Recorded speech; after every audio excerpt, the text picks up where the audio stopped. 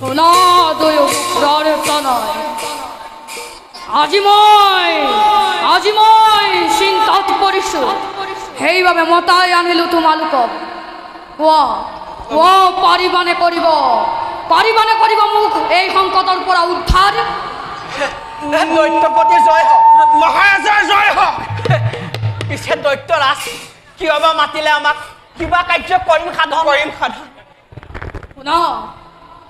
শুনা তোমালোকক মতাই অনাৰ কাৰণ মোৰ পুত্ৰ প্ৰহ্লাদক কোনোবাই গোপনে আহি শিকালে হৰিৰ কীৰ্তন মোৰ মহাশত্ৰু জানে সকলোৱে গতিকে তোমালোক দুয়ো প্ৰহ্লাদক লৈ